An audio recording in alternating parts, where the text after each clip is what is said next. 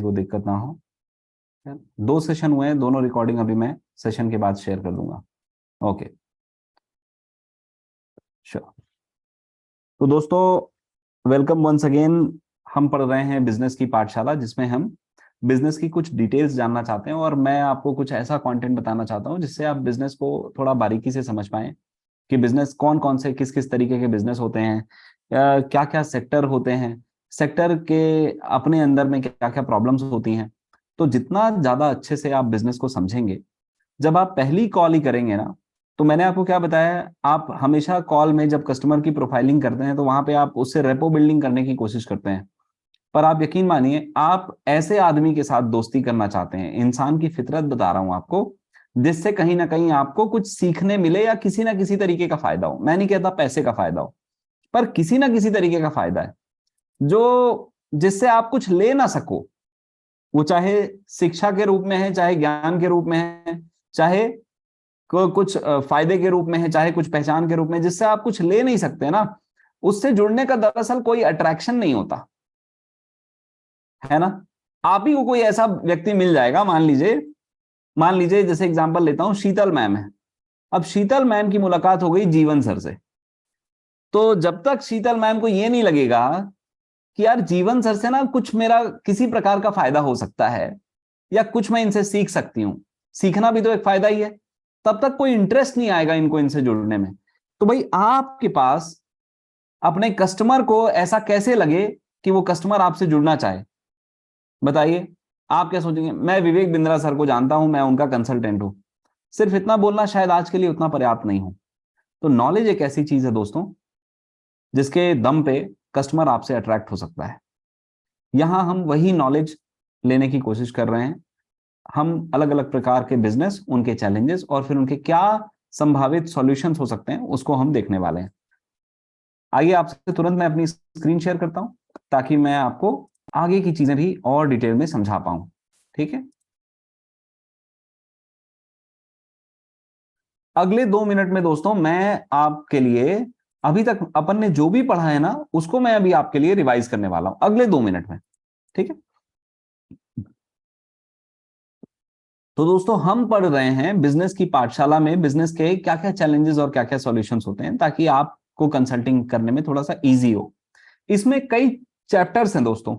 तो पहला चैप्टर क्या है, बिजनेस के बेसिक्स।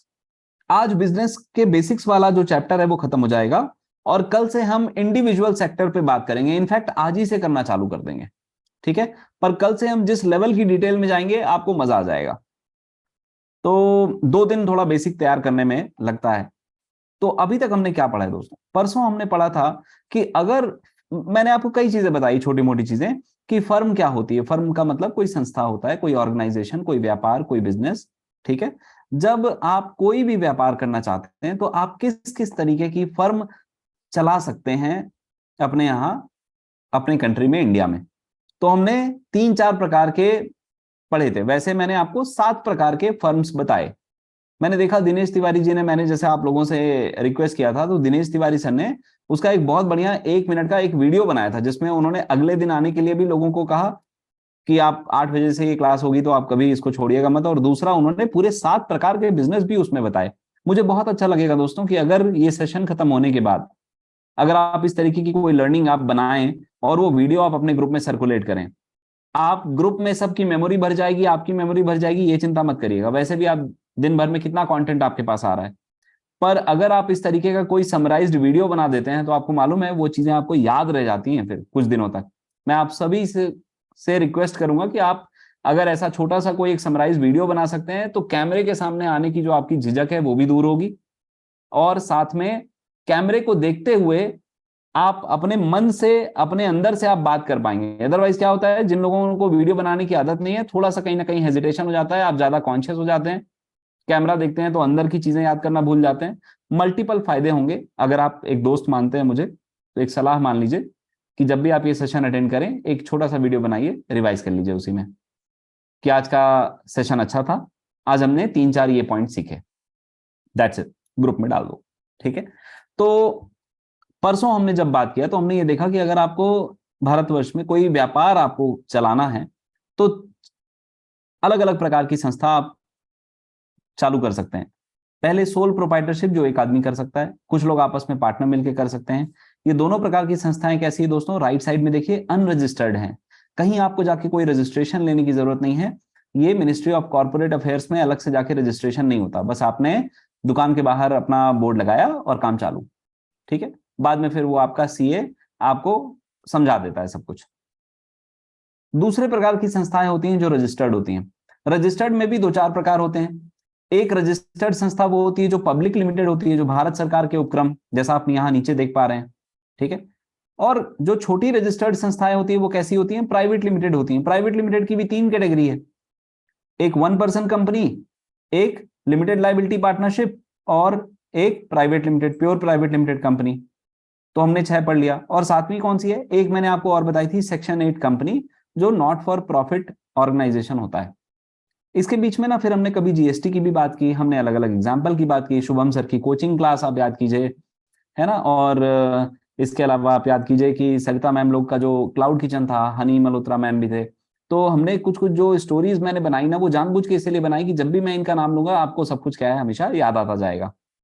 तो पार्टनरशिप की हमने बात की थी, हमने ना इसमें लाइबिलिटी की भी बात की थी। हमने आपको ये बोला था कि सोल प्रोप्राइटरशिप और पार्टनरशिप में अनलिमिटेड लाइबिलिटी होती है, मतलब आप और आपके बिजनेस में ज्यादा फासला नहीं होता, आप ही के पैन कार्ड उस बिजनेस में लगे हुए होते हैं। जबकि रजिस्टर्ड कंपनीज में आप अलग हैं और आपका बिजनेस अलग है, आपका अलग पैन कार्ड है, आपके बिजनेस का भी अपना अस्तित्व है, उसका अलग पैन कार्ड है, उसका कंपलसरी करंट अकाउंट है, उसका एक जीएसटी नंबर है, उसका एक अपना पता है। तो अगर कल को बिजनेस में प्रॉब्लम आई तो बिजनेस ही डूबेगा, आप नहीं डूबोगे। अनरजिस्टर्ड यानी सोल प्रोप्राइटरशिप और पार्टनरशिप में बिजनेस डूबा, लगभग आप भी डूब गए। ठीक है, तो यहां तक की बात परसों थी। तो दोस्तों कल हमने क्या कवर किया, मैंने बोला कि आपको बिजनेस के एकदम बेसिक्स पढ़ाता हूं। ठीक है, तो हमने इतना बेसिक से चालू किया है कि व्यापार आखिर है क्या। तो मैंने आपको बताया किसी भी सामान या सर्विसेज का, गुड्स या सर्विसेज का आदान प्रदान पैसे के लिए, इसको अपन बिजनेस कहते हैं। ठीक है, यहाँ पे एक आपने पिक्चर भी हमने दिखाई थी, तो आपको लगभग बहुत सारी चीजें मालूम है। व्यापार किसको बोलते हैं दोस्तों, किसी भी सामान को बना के बेचना या किसी भी सर्विस को बेचना पैसे के लिए, ये व्यापार है। फिर व्यापार के कुछ अपने क्या है, इंपॉर्टेंट फीचर्स हैं, मतलब कुछ इस तरीके की गुण आपको हर व्यापार में मिलेंगे कि एक आर्थिक तरीके की प्रक्रिया है, मतलब इसमें कहीं ना कहीं पैसे से संबंध जरूर होता है। किसी ना किसी प्रकार का गुड्स या सर्विस बनाना पड़ता है, फिर उसको बेचना पड़ता है, फिर वही करते रहना पड़ता है। एक दिन कुछ बना के बेच देने को सर्विस नहीं बोलते या बिजनेस नहीं बोलते, बार बार जब वही चीज होती रहती है तब जाके उसमें कहीं प्रॉफिट आता है। मैंने आपको यह भी समझाया था कि प्रॉफिट ना हर बिजनेस का सेंट्रल थीम है। आप भलाई के लिए भी बिजनेस कर रहे हैं तो ज्यादा दिन नहीं कर पाएंगे अगर वो बिजनेस प्रॉफिटेबल अपने आप में नहीं है। बिजनेस खुद ही को पाल ले, ये सेंट्रल मैसेज है हर बिजनेसमैन के लिए। अगर आप बिजनेस को पाल रहे हो तो आप कितने दिन पालोगे, एक दिन आपकी जेब छोटी पड़ जाएगी। हर बिजनेस में किसी ना किसी प्रकार का रिस्क होता है।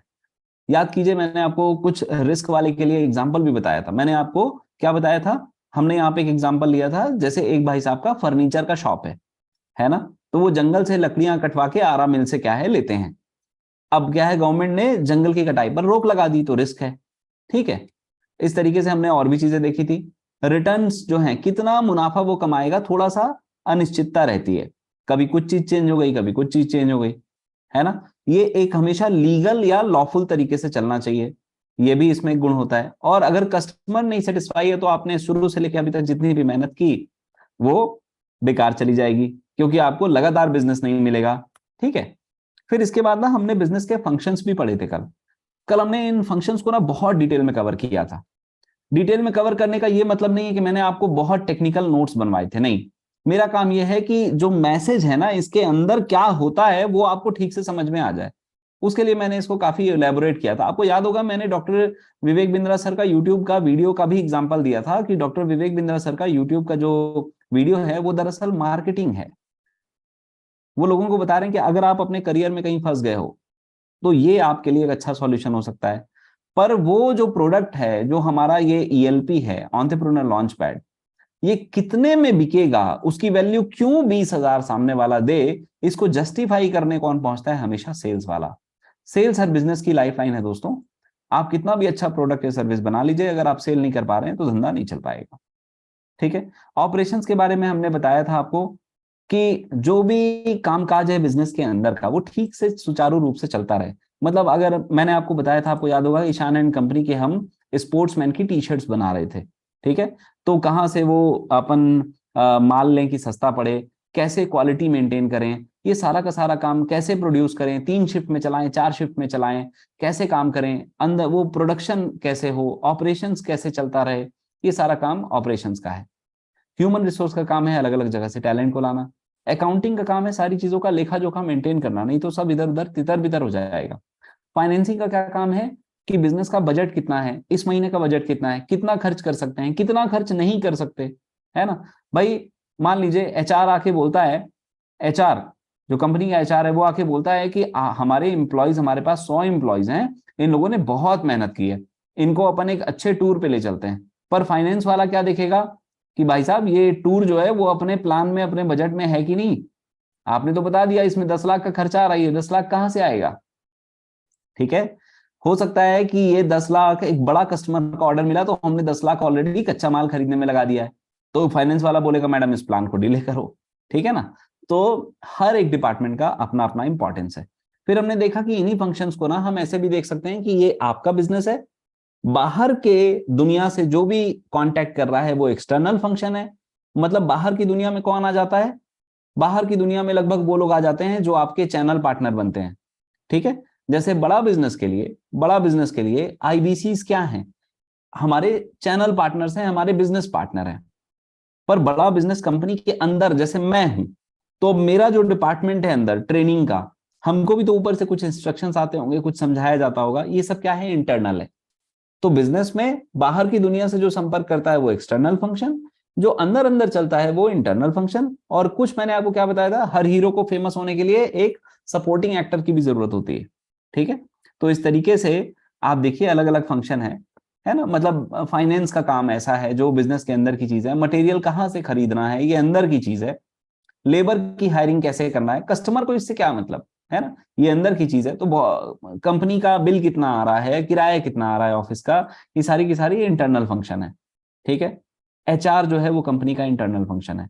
एक्सटर्नल फंक्शन क्या है, कस्टमर्स को समझना, मार्केट में जाके स्कैन करना, बिजनेस पार्टनर से बात करना, अपने डिस्ट्रीब्यूटर से बात करना, ठीक है, सेल्स एजेंट अपॉइंट करना। ये मतलब मार्केटिंग का और सेल्स का ये जो पूरा डिपार्टमेंट है ये कैसा है, ये एक्सटर्नल है दोस्तों। सपोर्टिंग फंक्शन क्या है, आप ये सब काम अच्छे से तो कर रहे हो, पर अगर आप लेखा जोखा मेंटेन नहीं करोगे तो ज्यादा दिन ये सब चल नहीं पाएगा, ठीक है। क्वालिटी कंट्रोल, हर बार उसी क्वालिटी उसी गुणवत्ता के साथ आप अपना प्रोडक्ट बना पा रहे हैं या सर्विस दे पा रहे हैं, ये क्वालिटी कंट्रोल का काम है। तो ये सब सपोर्टिंग फंक्शन है दोस्तों। फिर हमने क्या देखा था कि अलग अलग टाइप के बिजनेसेस होते हैं हमारे आसपास। अगर आप आंख उठा के देखें तो बहुत सारे अलग अलग तरीके के बिजनेस हैं। कहीं कोई फैक्ट्री है जो कुछ बना रही है आपके सामने। मैंने आपको कल ये भी बोला था कि जरा देखिए कि आज आपने क्या क्या पहना हुआ है, तो आप देखेंगे कि जो तेल आप लगा रहे हैं उसको भी तो कोई बना ही रहा है, मैन्युफैक्चरिंग है ना। जो क्रीम आप लगा रहे हैं उसको भी कोई बना ही रहा है, मैन्युफैक्चरिंग है।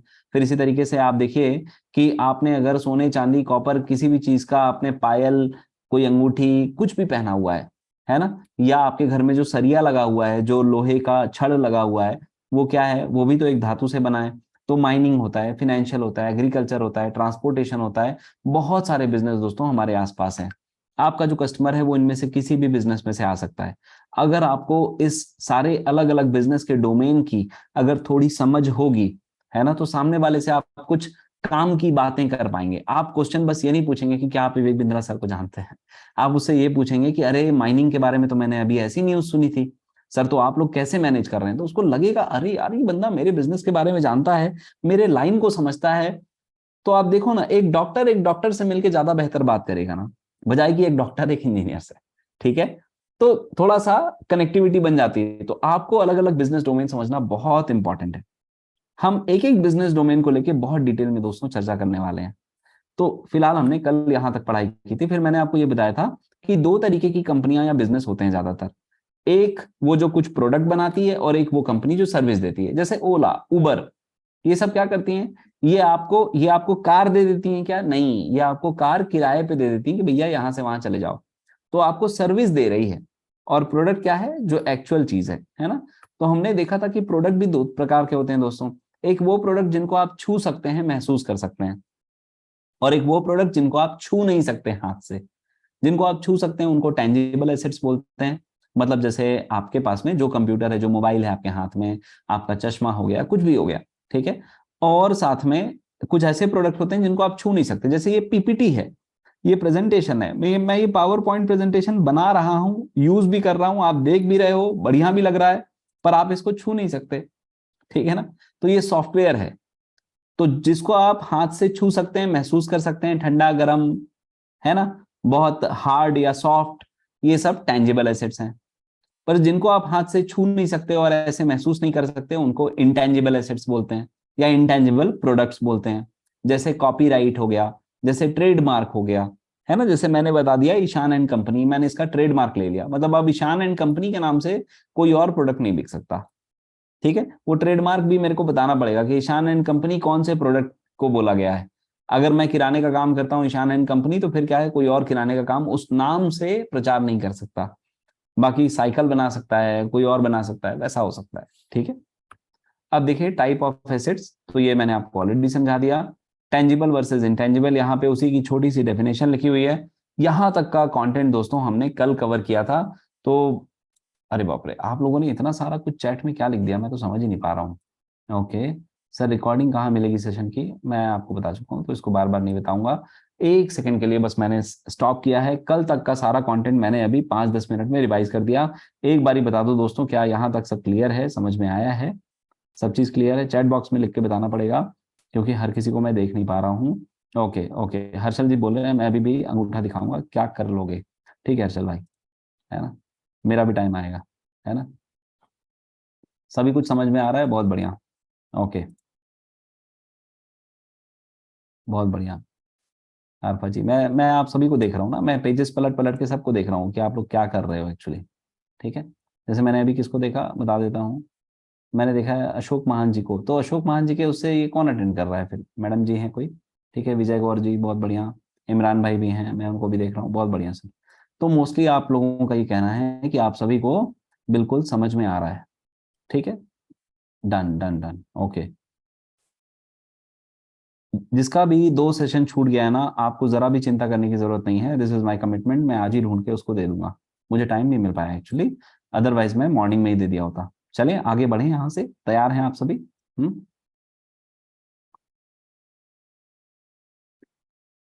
बहुत बढ़िया।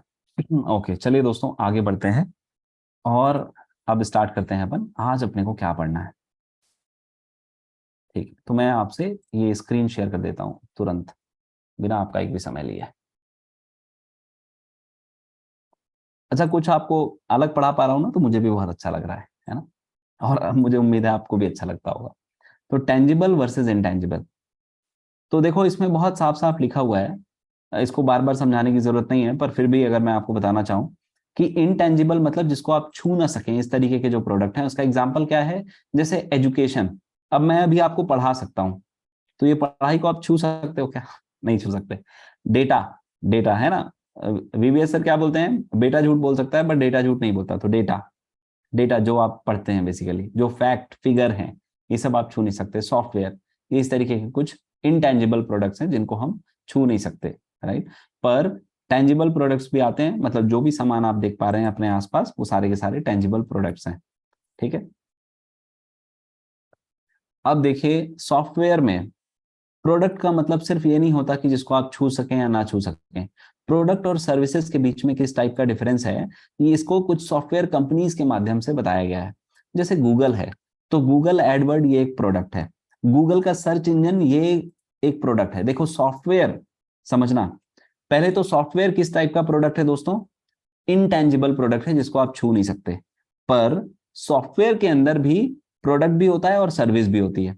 भाई जरूरी नहीं है ना कि हर सॉफ्टवेयर प्रोडक्ट ही हो, पर बहुत सारे सॉफ्टवेयर प्रोडक्ट होते हैं। जैसे आपका अमेजन प्राइम हो गया, अमेजन का वो मार्केट प्लेस हो गया, गूगल का सर्च इंजन हो गया, एडोब जो पीडीएफ आप जिसका यूज करते हैं वो हो गया, फेसबुक एक पूरा पोर्टल है अपने आप में, फ्लिपकार्ट एक पोर्टल है। ये सब क्या है दोस्तों?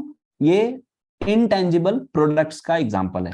तो सर्विसेज क्या है? सर्विसेज वो है, जैसे मान लीजिए कि इंफोसिस है, विप्रो है, टाटा है, ये सब क्या करते हैं कि एक सॉफ्टवेयर बना के और फिर उसका मेंटेनेंस करते हैं, मेंटेनेंस करते हैं। जैसे फॉर एग्जांपल एक बहुत बड़ी पावर प्लांट की कंपनी है, वो पावर प्लांट की कंपनी ये बोलती है कि मेरा जो सॉफ्टवेयर है ना वो थोड़ा सा डिस्टर्ब हो गया है, इसको जरा अपग्रेड कर दीजिए। तो सॉफ्टवेयर को अपग्रेड कर रहे हैं, तो सॉफ्टवेयर को अपग्रेड कर रहे हैं, कोई नया प्रोडक्ट नहीं बना रहे, जो प्रोडक्ट बना है उसको कंप्लीट कर रहे हैं, ठीक कर रहे हैं, उसको इंप्रूव कर रहे हैं। ये बेसिकली क्या है, कंसल्टिंग की सर्विसेज है।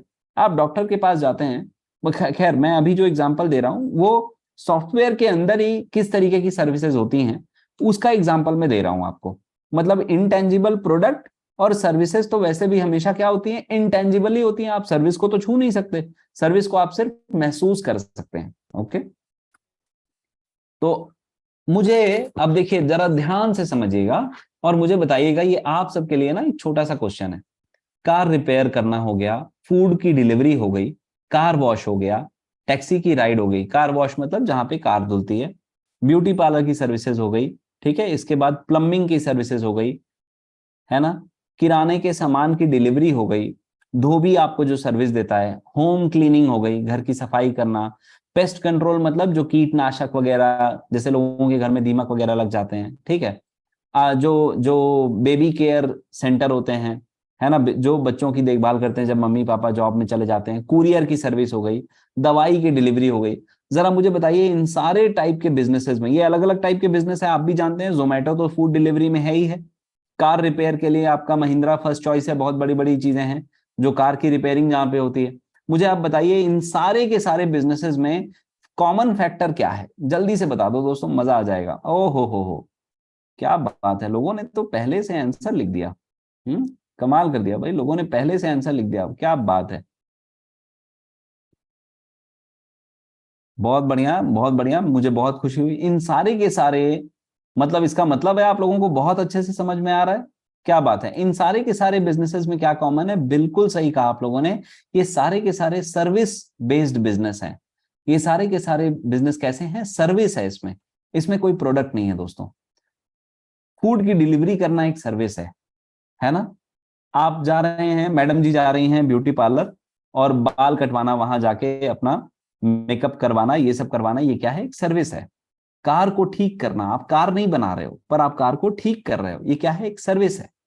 रिपेयर कर रहे हो, रिपेयर करना एक सर्विस है। एसी को रिपेयर कर रहे हैं, कुरियर कर रहे हैं, ये सब सर्विस है। बहुत बढ़िया सर, मुझे बहुत खुशी है कि आप लोगों को इतना बढ़िया से समझ में आ रहा है। अब देखिए, कुछ मैं आपको इस टॉपिक से अलग चल के ले चल रहा हूं। अच्छा मुझे ये बता दो, चलो पहले उसके पहले, कि ये किस टाइप का, ये इसमें इन सब चीजों में कॉमन क्या है, इन सब चीजों में कॉमन क्या है, जरा बताओ मुझे, एक बार ध्यान से देख के बताना।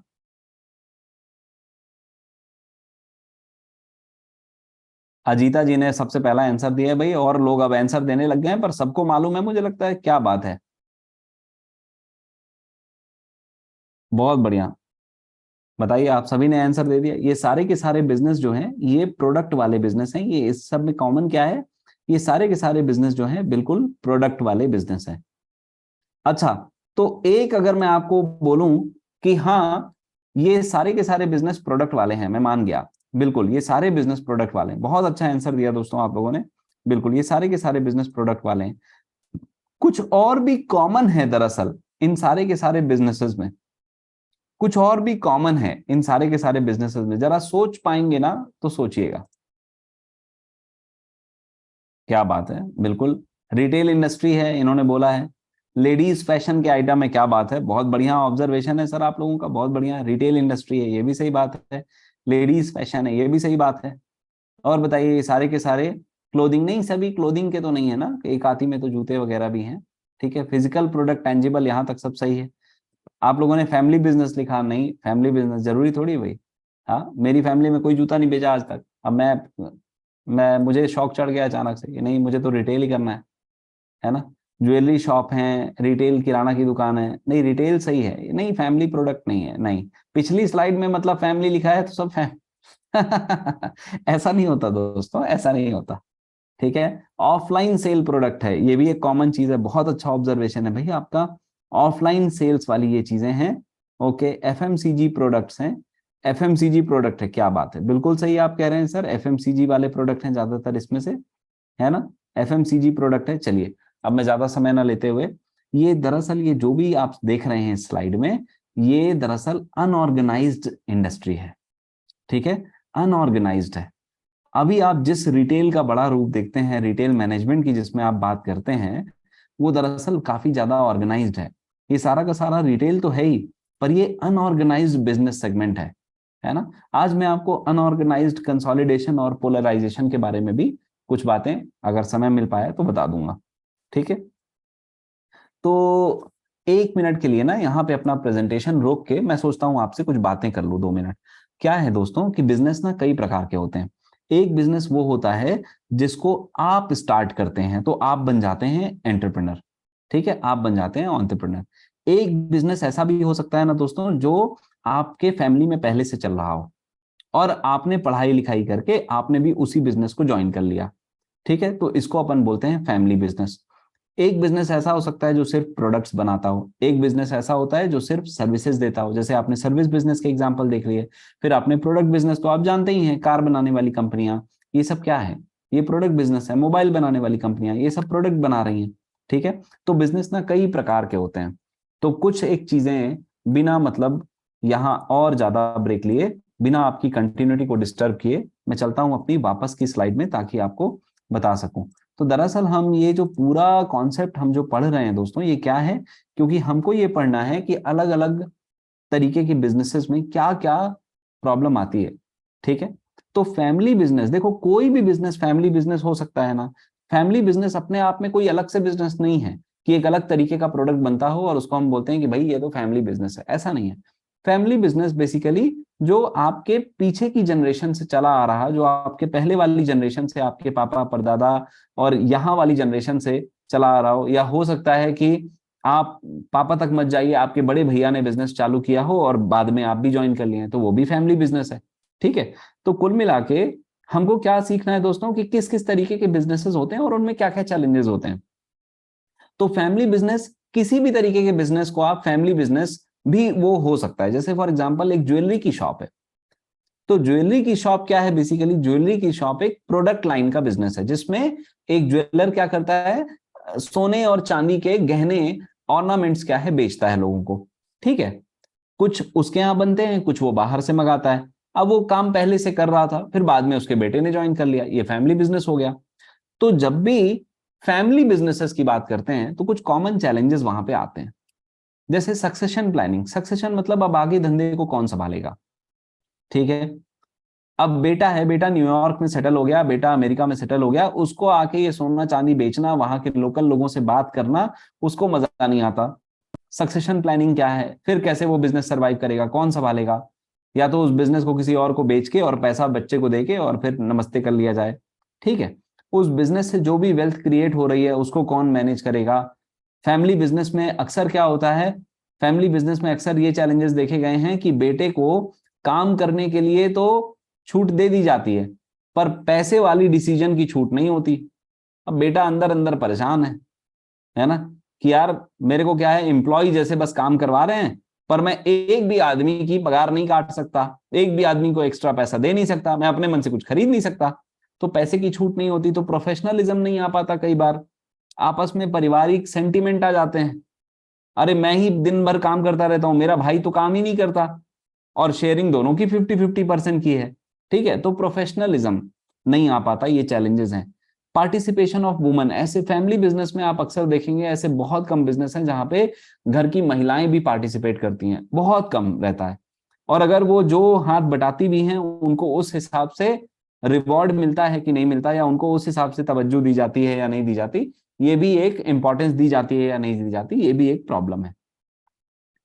और फैमिली बिजनेस वाले बिजनेस में अक्सर ऐसा होता है कि अगर मान लीजिए एक एक पिताजी हैं, उन्होंने बहुत बढ़िया कोई बिजनेस चला दिया, वो उनके टाइम पे सक्सेस हो गए, अब बिजनेस ठीक ठाक चल रहा है, अब बेटा ज्वाइन किया। ठीक है, तो अब क्योंकि पिताजी ने सक्सेस देखी है, तो पिताजी ज्यादातर एडमेंट हो जाते हैं। एडमेंट हो जाते हैं मतलब थोड़ा अड़ियल हो जाते हैं, अपनी बातों को लेके बिल्कुल स्ट्रिक्ट हो जाते हैं, एकदम अपने आप को रिस्ट्रिक्ट कर लेते हैं, भैया इस तरीके से सक्सेस आएगी, मैं तेरे जैसे वो मैं कर चुका वो सब, उसमें नहीं होता काम, उसमें नहीं होता, वो तुम भूल जाओ, वो मैंने सब करके देख लिया है, मैंने ये किया तो ये सक्सेस आ गई। पर अब उसके बाद वो चेंज नहीं होना चाहते। पर पिताजी आप जब सक्सेस हुए थे तब 10 साल पहले की बात थी। आज 10 साल में दुनिया बहुत बदल गई है। तो आपको चेंज अडॉप्ट नहीं कर पाते लोग फैमिली बिजनेस में, कई बार ये चैलेंजेस होती हैं।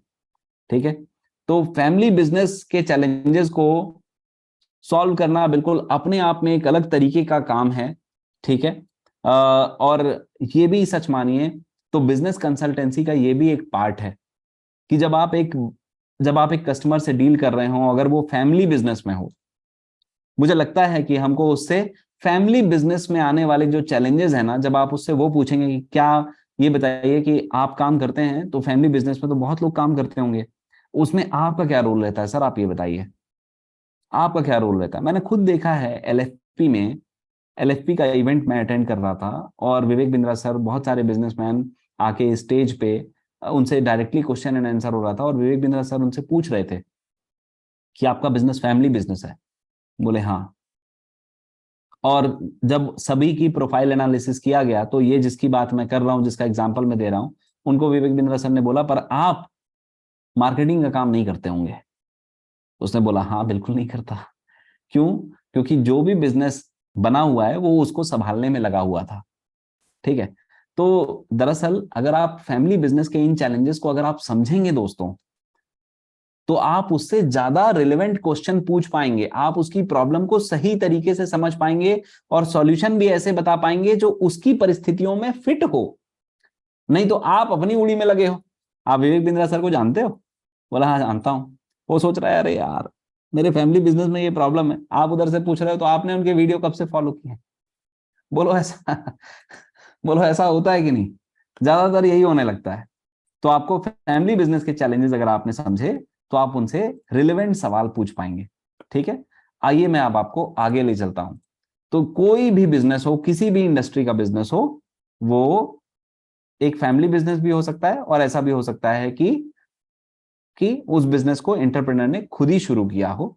और जब फैमिली बिजनेस वालों से आप बात करेंगे ना, तो मेरे हिसाब से जो मेरा दिमाग कहता है वो ये कि आपको ये जो चैलेंजेस मैं यहाँ पे बता रहा हूँ, क्योंकि आपको इस सेशन की भी रिकॉर्डिंग मिलेगी, अगर आप इसके नोट्स बना पाए या जो भी की वर्ड आप लिख पाए, तो फैमिली, अगर कोई बंदा फैमिली बिजनेस में निकल गया, कोई ज्वेलरी वाला बंदा आपको कॉन्टेक्ट कर रहा है, ठीक है, उसका बिजनेस स्ट्रगल कर रहा है, कोई स्कूल चला रहा है उसका बिजनेस स्ट्रगल कर रहा है, अगर वो फैमिली बिजनेस में है तो आप उससे फैमिली बिजनेस से जुड़ी हुई समस्याएं भी जरूर पूछिएगा। मतलब बिजनेस की समस्याएं भी हो सकती हैं देखो, और चूंकि वो बिजनेस फैमिली बिजनेस है तो उसकी भी अपनी अलग समस्याएं हो सकती हैं, उसकी भी अपनी अलग समस्याएं हो सकती हैं। मतलब एक फैमिली बिजनेस स्कूल चल रहा है, पहले पापा देखते थे अब बेटा आके ज्वाइन कर रहा है, तो स्कूल में कहीं प्रॉब्लम है बिजनेस में, वो भी एक संभावना है, वो उसकी भी प्रॉब्लम हो सकती है। और पापा और बेटे का स्कूल चलाने का तरीका, टीचर्स को मैनेज करने का तरीका, आगे सोचने का तरीका, बच्चों की एक्टिविटी कराने का तरीका, एडमिशन की फीस, इन सब के पीछे आपस में मतभेद है, वो एक अलग प्रॉब्लम है। तो आपको बड़ी गहराई से उसकी प्रोफाइल समझ के, उसकी परिस्थिति समझ के, आपको पहले यह कंफर्म करना पड़ेगा कि क्या आप लोगों के आपस में विचारों में मतभेद होता है, कहीं कहीं कभी कोई ऐसी प्रॉब्लम आती है, कोई ऐसी चीज है जिसको पापा इंप्लीमेंट करना चाहते हैं, आप रोक देते हैं, या आप इंप्लीमेंट, ये जो भी उनके फैमिली मेंबर्स हैं। अगर फैमिली बिजनेस में फैमिली वाली कोई प्रॉब्लम नहीं है, तो फिर आप उससे पूछो कि भैया तो बिजनेस में एग्जैक्टली क्या प्रॉब्लम है। क्योंकि फैमिली बिजनेस में ज्यादातर प्रॉब्लम आपको इसलिए मिल जाएगी क्योंकि या तो कोई बंदा पूरा ही पूरा काम कर रहा है और कोई काम ही नहीं कर रहा है, या तो सब काम कर रहे हैं पर अलग अलग डायरेक्शन में काम कर रहे हैं, क्योंकि वो एक दूसरे के एम्प्लॉय और एम्प्लॉयर तो है नहीं, सब नेता हैं, सारे के सारे लीडर हो गए, सब अपने अपनी दिशा में काम कर रहे हैं। उस चक्कर में भी कई बार फैमिली बिजनेस में प्रॉब्लम आती है। आई होप आपको यहां तक मेरी बातें समझ में आ गई होंगी। आ गई हैं? कैमरे पे हाथ हिला सकते हो दोस्तों, आ गई हैं आपको बातें समझ में? हाँ, डन डन। ठीक लग रहा है यहां तक? आपको समझ में आ रही है बातें, कंटेंट आपको पसंद आ रहा है, समझ में आ रहा है सर आपको? बहुत बढ़िया। अजवेता जी जमाई भी ले रही हैं और साथ में, है ना, शी इज यार्निंग, और उसके बाद में वो पर हाथ हिलाने वाली ड्यूटी से उन्होंने मुंह नहीं मोड़ा। थैंक यू मैम, बहुत बढ़िया। चलिए अब मैं आपको और आगे ले चलता हूं, वापस से आपसे स्क्रीन शेयर करता हूं। ठीक है, ठीक है दोस्तों। ये तो हो गई फैमिली बिजनेस की बात। अब हम ना कंटेंट को थोड़ा सा और आगे ले चलने वाले हैं। ये सब क्या है दोस्तों, यहाँ पे कॉमन क्या है कि ये सारी की सारी चीजें प्रोडक्ट हैं। आपके लिए एक छोटा सा क्विज बनाया हुआ था, ठीक है, अब हम थोड़ा सा बात कर लेते हैं दोस्तों कि बिजनेस ऑफलाइन भी होते हैं और बिजनेस ऑनलाइन भी होते हैं। आज से कुछ टाइम पहले ज्यादातर बिजनेस ऑफलाइन ही हुआ करते थे। अब जब से बिजनेस ऑनलाइन हो गए, तो बिजनेस के ऑनलाइन होने में, मुझे चलो एक बात बता दो, बिजनेस के ऑनलाइन होने में सबसे बड़ा हाथ किसका है भाई? बताओ, चलो फटाक से बताओ, बिजनेस ऑनलाइन हो गए, इसमें सबसे बड़ा रोल किस चीज का है? देखिए राहुल सर मुझसे पूछ रहे हैं कि सर प्रॉब्लम के सॉल्यूशन क्या है। सर जब आप सामने वाले से बात करेंगे ना, तो उसकी प्रॉब्लम आप पहले ध्यान से समझिएगा। हर प्रॉब्लम के अंदर ही उसका सॉल्यूशन छुपा होता है। ठीक है, कोई भी ऐसा जनरलाइज सॉल्यूशन नहीं है राहुल जी, कि मैंने बताया कि अगर दो लोगों के बीच में कॉन्फ्लिक्ट हो रहा है तो आपको एक विन इन सिचुएशन निकालनी पड़ेगी, है ना। तो मैं प्रॉब्लम्स बता रहा हूं, इसका ये मतलब नहीं है कि मैं सिर्फ प्रॉब्लम्स ही जानता हूं। मैं आपको प्रॉब्लम्स इसलिए बता रहा हूं ताकि आप सही क्वेश्चन पूछ सकें। प्रॉब्लम, एग्जैक्ट प्रॉब्लम का सॉल्यूशन देखो, मेरा और मेरे पिताजी का बिजनेस है, हम दोनों में आपस में कन्फ्लिक्ट है, तो इस पर्टिकुलर परिवार के लिए सॉल्यूशन अलग हो सकता है, क्योंकि मेरा बिजनेस अलग टाइप का है। ऐसा भी सॉल्यूशन हो सकता है कि भाई बिजनेस को आपस आपस में बांट लो और कहानी खत्म करो, ये भी एक सही सॉल्यूशन है। और किसी का बिजनेस ऐसा हो सकता है जैसे स्कूल, अब स्कूल को कैसे आपस में बांटोगे? ठीक है, तो जिस जिस प्रॉब्लम को आप एड्रेस कर रहे होंगे उसी के अंदर उसका सॉल्यूशन है ना। मैं आपको कोई जनरलाइज सॉल्यूशन देके और आधा ज्ञान देके दो धारी तलवार के बीच में नहीं फंसा सकता, है ना। दूसरे को तो, कस्टमर को तो बाद में काटोगे, पहले खुद ही को काट लोगे, है ना। तो ये सब्जेक्ट बहुत डिटेल के हैं, है ना, थोड़ा सा आप समझिए। इंटरनेट का है, इंटरनेट का सब कोई, internet, e-commerce, internet, COVID, हे भगवान, क्यों कोविड के पहले ऑनलाइन बिजनेस नहीं थे? कोरोना, कोरोना क्या लिख दिया आपने? तो एक कुछ आंसर सही लिखे हैं भैया, मैं चाहता हूं उनके लिए थोड़ी सी अगर ताली बज जाए तो कोई दिक्कत की बात नहीं है। लोगों ने इंटरनेट इंटरनेट तो बोला ही है, बिल्कुल सही बात है, इंटरनेट है। पर ऑनलाइन बिजनेस में सबसे बड़ा हाथ किसका है? टेक्नोलॉजी का है। रविशंकर प्रधान जी ने बहुत सही आंसर दिया आपके लिए भाई, तालियां हैं, है ना, क्योंकि इंटरनेट टेक्नोलॉजी से ही आया है। और सबसे बड़ा हाथ बिजनेसेस को ऑनलाइन ले जाने में टेक्नोलॉजी का है, बिल्कुल सही है। किसी और ने भी लिखा, मैंने देखा, टेक्नोलॉजी, अंजना दास मैम ने भी बिल्कुल सही आंसर दिया, है ना। ऑनलाइन बिजनेसेस को ऑनलाइन ले जाने में, है ना, ऑनलाइन ले जाने में, ऑनलाइन आया भाई, चीजें ऑनलाइन हो सकी, तभी तो अपन ने ये सारा ई कॉमर्स और ये सारा बिजनेस आपने देखा। बिल्कुल इसका सही जवाब जो है वो टेक्नोलॉजी होगा। पहले स्तर पे टेक्नोलॉजी है। अगर वो टेक्नोलॉजी ही नहीं आती कि आप इंटरनेट पे कुछ देख सकते हैं, तो ये टेक्नोलॉजी का रोल है दोस्तों। वो टेक्नोलॉजी ही है कि आज आप ये मीटिंग अटेंड कर पा रहे हैं।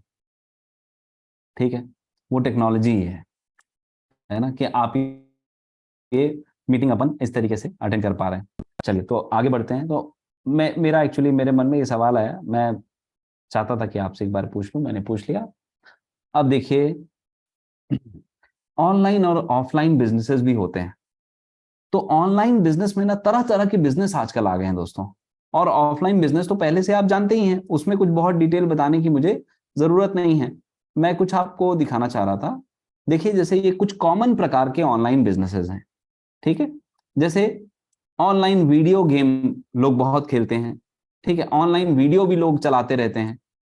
ऑनलाइन ही एडवर्टाइजमेंट भी लोग करते रहते हैं, ये भी सब ऑनलाइन बिजनेसेस हैं। ब्लॉगिंग, मतलब अलग अलग जगह के बारे में, अलग अलग प्रोडक्ट के बारे में लोगों को आर्टिकल लिख के उनको अवेयर करना, ब्लॉगिंग। आजकल लोग ब्लॉगिंग की जगह व्लॉगिंग करने लग गए हैं, VLOGGING, व्लॉगिंग। ब्लॉग बनाते हैं लोग, ब्लॉग नहीं बनाते। ब्लॉग का मतलब होता है लिखना, और व्लॉग का मतलब होता है क्या? वीडियो बनाना उसी चीज के बारे में। तो लोग क्या करते हैं, आज आज का जो यूथ है ना, उसका पैशन क्या है या उसकी इच्छा क्या है कि वो जाके पिज्जा के बारे में, अलग अलग जगह, घूमने वाली जगह के बारे में, यहाँ सब के बारे में जाके व्लॉग बनाए। व्लॉग मतलब वीडियो ब्लॉग्स बनाए, वीडियो बनाए, लोगों को बताए देखिए यहाँ पे ये जगह है, यहाँ पे ये दुकान है, यहाँ पे इनका ये जो आइटम है ये बहुत ज्यादा फेमस है, ऐसा है वैसा है। और उससे लोगों की अटेंशन उसके पास आएगी, और जब लोगों की अटेंशन उसके पास आएगी, जब ज्यादा लोग उसको देखने लगेंगे, तो बड़ी बड़ी कंपनियां उससे क्या बोलेंगी, भाई मेरे प्रोडक्ट के बारे में व्लॉग बना दो। तो वो इस तरीके से एडवर्टाइज करके पैसा कमाने लगेगा। ठीक है, तो व्लॉगिंग जो है ना, वो भी बहुत बड़ा बिजनेस है। एफिलिएट मार्केटिंग, एफिलिएट मार्केटिंग मतलब आप रिव्यूज लिखते हैं अलग अलग प्रोडक्ट और सर्विसेज के बारे में, है ना। जैसे बड़ा बिजनेस का मान लीजिए आपने एक कोर्स खरीदा, ठीक है, और मैं आप सभी को बिल्कुल मतलब प्रेरित करूंगा कि जो भी प्रॉब्लम सॉल्विंग कोर्सेज आपको मिले हैं आप वहां जाके थोड़ा सा पढ़ना चालू कीजिए। ये समय आ गया है जब आपको पढ़ना चाहिए। ठीक है, बिना पढ़े कंसल्टिंग नहीं हो पाएगी। तो खैर, मान लीजिए किसी भी प्रोडक्ट के बारे में आपने रिव्यू लिखा या आपने कोई रिव्यू पढ़ा। जैसे आजकल लोगों को जब ऑनलाइन शॉपिंग करनी होती है तो लोग क्या करते हैं, लोग पहले जाके रिव्यू पढ़ते हैं। रिव्यू मतलब जो दूसरे कस्टमर ने यूज किया उनको कैसा लगा, पर उसको सामने वाले को ये नहीं समझ में आ रहा होता कि वो जो रिव्यू है, हर बार रिव्यू सिर्फ रिव्यू नहीं होता, कई बार रिव्यू के बहाने चुपके से प्रोडक्ट भी चिपका दिया जाता है। ठीक है, जैसे मान लीजिए बाल तेजी से बढ़ाने का कोई प्रोडक्ट है, उसके बारे में कोई बहुत बढ़िया आर्टिकल बना देगा, है ना, कि I have grown my hairs 3 times faster, मैंने अपने बाल 3 गुना तेजी से बढ़ाए, है ना। पूछे कैसे, अब वो कैसे जानने के लिए आप क्या करोगे, वो आर्टिकल पढ़ोगे। उस आर्टिकल में कहीं वो छोटा सा एक चुपके से उस प्रोडक्ट का नाम या किसी चीज का नाम डाल देगा, और आप आउट ऑफ एक्साइटमेंट, और उसको बिल्कुल ऐसा लिखेगा, ऐसा बताएगा कि जब से मैं ये तेल लगाने लगा तो मेरे बाल ज्यादा काले हो गए, ऐसा हो गए वैसा हो गए। एक दो इमेज वहां पे लगा देगा, पर आपको इतना उत्साहित कर देगा कि आप खोज खोज के उस प्रोडक्ट तक पहुंच जाओगे। जैसे ही आपने उस प्रोडक्ट की लिंक पे बटन दबाया, पीछे से उस बंदे का कोड चिपक के चला जाएगा कि हाँ भाई, मान लीजिए जीवन जी ने रिव्यू लिखा बहुत अच्छा किसी तेल के बारे में, तो तुरंत जीवन जी का कोड वहां उस कंपनी को टेक्नोलॉजी के माध्यम से मिल जाएगा। जैसे आप लोग जब किसी को यूट्यूब वीडियो भेजते हैं तो कॉल सीधे आपके नंबर पे आता है ना, बड़ा बिजनेस में यही टेक्नोलॉजी है। इसी तरीके से रिव्यू में भी एफिलिएट मार्केटिंग होती है। एफिलिएट मार्केटिंग भी बहुत बड़ा ऑनलाइन बिजनेस है। Information products, interviews, webinar, e book, ये भी अपने आप में काफी बड़ा बिजनेस है। Drop shipping, ship third party items to buyers, ठीक है, ये भी एक ऑनलाइन बिजनेस है, जिसमें क्या है, आप सिर्फ मटेरियल को या गुड्स एंड सर्विसेज को फॉरवर्ड कर रहे होते हैं। आप सिर्फ गुड्स एंड सर्विसेज को फॉरवर्ड, ऐसा भी हो सकता है दोस्तों कि आप सिर्फ किसी, जैसे मान लीजिए, आपको कैसे बताऊं, कि आप ना यहां से ड्राई फ्रूट्स, आप यहां से ड्राई फ्रूट्स का एक्सपोर्ट कर रहे हैं। ठीक है, आप यहां से ड्राई फ्रूट्स का एक्सपोर्ट कर रहे हैं, पर दरअसल आप ड्राई फ्रूट्स उगा नहीं रहे हैं, बस आप कहीं से मंगा रहे हैं, उसकी ब्रांडिंग कर रहे हैं अमेजन पे, और सामने वाला बंदा उसको खरीद रहा है, आपके पास पहले से माल आके पड़ा हुआ है, आप सिर्फ उसकी शिपिंग कर रहे हैं।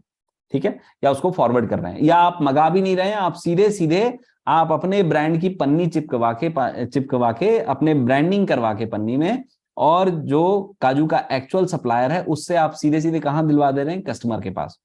तो इस तरीके के दोस्तों ऑनलाइन बिजनेसेस आज के डेट में बहुत सारे ऑनलाइन बिजनेसेस हैं। आप समझिए, जूम मीटिंग क्या है, जूम मीटिंग एक तरीके का प्रोडक्ट है जिसको हर कोई ऑनलाइन, अगर किसी को मीटिंग या ट्रेनिंग करना है, जैसे अभी हम लोग जुड़े हुए हैं, हम सब यूज कर रहे हैं, हम सब कंज्यूम कर रहे हैं। ठीक है ना। तो ऑनलाइन बिजनेसेस भी एक तरीके के बिजनेस हैं, और ऑफलाइन बिजनेस जैसा आपने रिटेल देखा, बाकी देखा, सारे के सारे बिजनेस ऐसे होते ही हैं। ऑनलाइन बिजनेस के कुछ चैलेंजेस हैं, समझिए।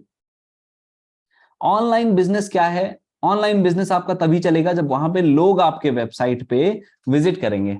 मान लीजिए आपने अमेजन के ऊपर अपना ये काजू बादाम का, ड्राई फ्रूट्स का एक्सपोर्ट का आपने पूरा ब्रांडिंग वैंडिंग सब किया, है ना। और किसी का भी नाम ले लेता हूं आप में से, है ना, जैसे जीवन सर ने, जीवन, है ना, जीवन काजू, ऐसा करके इन्होंने क्या है, कुछ भी नाम दे दिया, और क्या किया, अमेजन पे अपनी ब्रांडिंग वैंडिंग करके सब फोटो वोटो सब लगा दी। अब मान लीजिए अमेजन पे ही, अमेजन के प्लेटफॉर्म पे ही कस्टमर नहीं आ रहे, उतना ट्रैफिक नहीं आ रहा, तो इनको भी ट्रैफिक नहीं मिलेगा। तो ट्रैफिक आना बहुत जरूरी है। आपको सही प्रोडक्ट सेलेक्ट करना बहुत जरूरी है। अब आप सोच रहे हैं कि आप जूते या पर्स को, जैसे जूते या पर्स बनते हैं हाई फाई, उस तरीके के जूते या पर्स को आप यहां से अमेरिका एक्सपोर्ट कीजिए। पता चला अमेरिका में इससे कहीं ज्यादा अच्छे क्वालिटी के जूते और पर्स वगैरह ये सब मिल रहे हैं। तो आपको कहां करना पड़ेगा इसको एक्सपोर्ट, आपको मार्केट देख के आपको सही प्रोडक्ट चुनना पड़ेगा, सही सिलेक्शन करना पड़ेगा। तो अगर आपको अपने यहाँ के फिनिश्ड गुड्स बेचने हैं तो उन कंट्रीज को मत बेचिए जो ऑलरेडी आपसे ज्यादा एडवांस है, आप उसको बेचिए कहां पे, वेस्ट इंडीज में बेचिए, श्रीलंका में बेचिए, आप उसको बेचिए साउथ अफ्रीका में, यहां बेचिए, वहां बिकेगा, क्योंकि इंडिया साउथ अफ्रीका से ज्यादा एडवांस कंट्री है, वहां पे ज्यादा अच्छा माल बनता है। अब आप उसको अमेरिका में बेचेंगे, लंदन में बेचेंगे, कोई लेगा ही नहीं आपका जूता। बोले कि मैं, हमको क्या बेच रहा है, जूता तो हम ज्यादा अच्छा बनाते हैं, ये इंडिया तो वो देश है जो खड़ाऊ पहनता है। ठीक है। बिल्डिंग ट्रस्ट, हर बार ऑनलाइन वाली चीजों पे ना, क्योंकि कई बार स्कैम्स भी हो जाते हैं, तो हर बार ऑनलाइन वाली चीजों पे ट्रस्ट नहीं होता है ना। मान लीजिए किसी ने ऑर्डर कर दिया आपके पास माल, और किसी भी कारण से आप अगर समय पे उसको ट्रांसपोर्ट नहीं कर पाए, ठीक है, ट्रांसपोर्ट नहीं कर पाए, तो आपका जो कस्टमर एक्सपीरियंस है ना, वो पूरा का पूरा खराब हो जाएगा। कई बार कस्टमर इतने अंदर के एरिया से बैठ के ऑर्डर कर देता है कि प्रोडक्ट की जो कॉस्ट होती है और आपका उसमें जो मुनाफा होने वाला था, वो सारा का सारा कॉस्ट किस में निकल जाता है, डिलीवरी के चार्जेस में निकल जाता है, ट्रांसपोर्टेशन में निकल जाता है। ठीक है, तो वो सारी चीजों को भी सेट करना, वो भी अपने आप में एक चैलेंज है। सिक्योर पेमेंट इश्यूज, मतलब भाई सामने वाले ने पेमेंट किया तो आपके पास तक पहुंच ही जाए, अगर नहीं पहुंचा तो उसके पास रिवर्स हो जाए, दो चार बार पेमेंट अटक गया तो वो डर के मारे अगली बार आपसे प्रोडक्ट ही नहीं खरीदेगा। एक्सेसिव कंपटीशन, क्योंकि ये सारा का सारा ऑनलाइन बिजनेस जो है वो डिजिटल होता है ना, सारा का सारा ऑनलाइन बिजनेस डिजिटल होता है, तो इसको तो कोई भी कर सकता है ना। ऐसा नहीं कि लिटरली कोई भी कर सकता है, पर चूंकि ये डिजिटल है तो कंपटीशन आपको सिर्फ आसपास से नहीं है। जैसे मान लो एक किराना की दुकान है, अब उस किराने की दुकान के 50 किलोमीटर के दायरे में या 20 किलोमीटर के दायरे में कोई और किराने की दुकान नहीं है, तो आपको क्या लगता है वो चलेगी कि नहीं चलेगी? अरे वही दुकान तो चलेगी, और कौन चलेगा। पर ऑनलाइन में तो जो वो किराने की दुकान वाला बिजनेस कर रहा है, उसी का कंपटीशन यूएस में बैठ के भी एक आदमी कर सकता है। हो सकता है इंडिया का कोई आदमी बिल्कुल यूएस के एक छोटे, मतलब इंडिया के एक छोटे जगह से बिलोंग करता है और आज यूएस में बैठा है, वो बोला चलो मैं अपने एरिया में अब ऑनलाइन बिजनेस शुरू करता हूं इंडिया में, वो वहां से बैठ के आपका डिजिटल कॉम्पिटिटर बन गया। तो ऑनलाइन में जितना फायदा है, जितना बड़ा रीच आपको मिलता है कि भाई ऑनलाइन अगर आप आ गए ना, इसका मतलब आप इंडिया में क्या पूरे वर्ल्ड में आप कहीं भी कुछ भी सप्लाई कर सकते हो, बहुत बड़ी चीज है ये। हाँ, आपको कुछ लाइसेंसेस लेने पड़ेंगे, पर आप बिजनेस अनलिमिटेड कर सकते हो, बहुत बड़ी रीच आपकी हो सकती है। अब जैसे देखिए ना, अभी हम ही लोग आपस में पढ़ाई कर रहे हैं, तो कोई कहीं बैठा है कोई कहीं बैठा है, जगह से कोई फर्क ही नहीं पड़ता दोस्तों, ये ऑनलाइन की पावर है। पर कंपटीशन भी है, जैसे मैं किसी को भी पढ़ा सकता हूं, इसी तरीके से मेरा कॉम्पिटिटर भी किसी को भी पढ़ा सकता है ना। तो ऑनलाइन बिजनेस का बहुत सारा पोटेंशियल है, तो बहुत सारे चैलेंजेस भी हैं। ये कुछ कॉमन चैलेंजेस हैं, जैसे कस्टमर सेटिस्फैक्शन ना होना, ऑनलाइन रिव्यूज हो गया, लॉजिस्टिक्स एक प्रॉब्लम है, ये इसके बारे में मैं आपको बता चुका हूं, है ना। ये कुछ और चैलेंजेस हैं, ठीक है। मतलब कुछ एक चीजें हैं जो मार्केट का पोटेंशियल बन रहा है, कुछ एक ये ट्रांसपोर्टेशन हो गया, प्री डिलीवरी हो गया, है ना। और देखिए अभी क्या होगा कि अमेजन से आपने कोई मोबाइल खरीदा, है ना, आपको एक बहुत काम की चीज समझा रहा हूं, आप स्लाइड पढ़ने की कोशिश मत करिए, मैं जो बोल रहा हूं उसको सुनिए।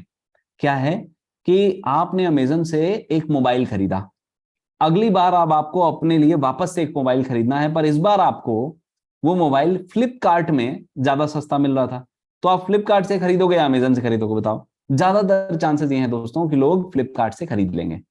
तो मतलब अमेजन ने जो इतना बढ़िया एक्सपीरियंस दिया, उसने जब भी मंगाया तो 2 दिन के अंदर डिलीवरी हो गई, सब कुछ हो गया, उसके बाद भी सामने वाले कंज्यूमर ने प्लेटफॉर्म बड़ी बेरहमी के साथ स्विच कर लिया। क्यों? क्योंकि वहां पे 200 रुपए सस्ता मिल रहा था वही मोबाइल, ठीक है। तो ये भी ऑनलाइन बिजनेस में एक बहुत बड़ा चैलेंज है कि कस्टमर प्राइस सेंसिटिव होकर या कोई भी ऑफर देके प्लेटफॉर्म स्विच कर देता है। तो ऑनलाइन बिजनेस में अगर कोई अपनी कंसिस्टेंसी और अपना कस्टमर बेस रिटेन कर पाता है, तो ये बहुत बड़ी जीत है, ठीक है, बहुत बड़ी जीत है। और अब मैं आपको बता दूं, आज के समय पे अगर आपका बिजनेस सिर्फ और सिर्फ ऑनलाइन है, कहीं ऑफलाइन है ही नहीं, तो वो भी एक चैलेंज है, वो भी एक चैलेंज है। क्यों? तो कुछ अब बिजनेसेस क्या कर रहे हैं कि ऑनलाइन सिर्फ न जाके कुछ कुछ ऑफलाइन स्टोर भी क्रिएट कर रहे हैं, ताकि लोग प्रोडक्ट्स को देख सकें, छू सकें, फील कर सकें। बस उन स्टोर का काम उतने में डन हो जाता है, वो ऑर्डर कर लेगा ऑनलाइन, पर एक बार अगर सामने से देख लेता है, फिजिकल प्रेजेंस हो जाती है, तो बहुत ज्यादा रिलायबिलिटी बढ़ जाती है, ट्रस्ट बढ़ जाता है कस्टमर का कि हाँ ये जो प्रोडक्ट है वो काफी अच्छी क्वालिटी के हैं, ठीक है ना। तो ये तो फार्मा आ गया, फार्मा बिजनेस मुझे आपको बाद में पढ़ाना है, ठीक है। तो ये कुछ चैलेंजेस अभी हमने देखे ऑनलाइन बिजनेसेस के, ठीक है, ऑनलाइन बिजनेसेस के चैलेंजेस। अब आप मुझसे ये पूछें सर अब आप इसका सॉल्यूशन बताओ, तो जिस तरीके से प्रॉब्लम्स जनरल हैं दोस्तों, उसी तरीके से इनके सॉल्यूशंस भी थोड़ा सा जनरल ही बता पाऊंगा मैं। पर पर जैसा मैंने बोला, हर प्रॉब्लम में कोई भी ताला ऐसा नहीं है जिसकी चाबी ना हो। आप मुझे ऑनलाइन की कोई स्पेसिफिक प्रॉब्लम दीजिए, मैं आपको उसका सॉल्यूशन दूंगा, ठीक है। तो किसी पर्टिकुलर टाइप के बिजनेस में, मान लीजिए कोई काजू का एक्सपोर्ट कर रहा है, उसको पर्टिकुलर काजू के बिजनेस में ऑनलाइन बिजनेस करने में उसको क्या चैलेंज आ रहा है, उसका एक अलग सॉल्यूशन हो सकता है।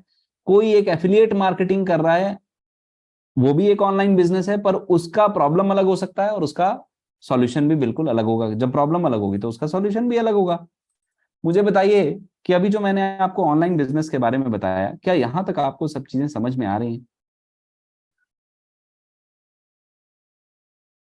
यहां तक आपको सारी चीजें क्लियर हो रही है क्या?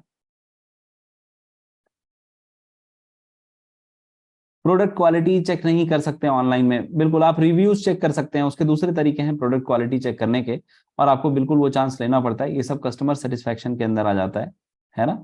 यहां तक आपको सारी चीजें समझ में आ रही हैं? तो अभी अपन ने देखा, देखिए अभी अपन बिजनेस के बहुत ब्रॉडर डोमेन्स पे बात कर रहे हैं। मतलब पहले, सबसे पहले हमने ये देखा कि व्यापार दरअसल है क्या।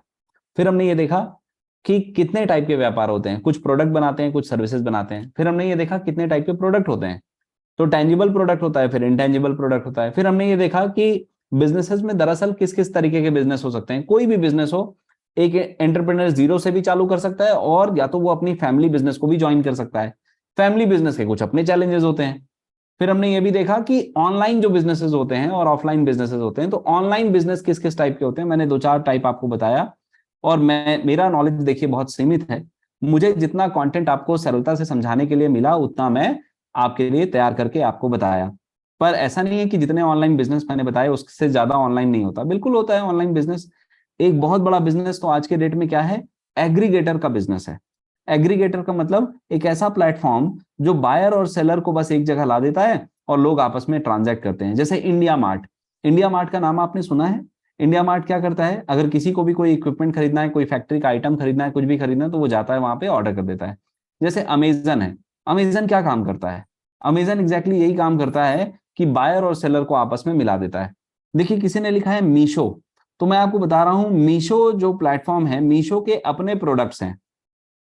मीशो में आप अपने प्रोडक्ट खुद के नहीं बेच सकते, मीशो के अपने प्रोडक्ट हैं दोस्तों। और मीशो एक ऐसा है जो रेफरल मार्केटिंग का बिजनेस है ना? मीशो एक ऐसा बिजनेस है जो रेफरल मार्केटिंग का बिजनेस है, वो कोई एमएलएम भी नहीं है। मीशो एक रेफरल मार्केटिंग का बिजनेस है।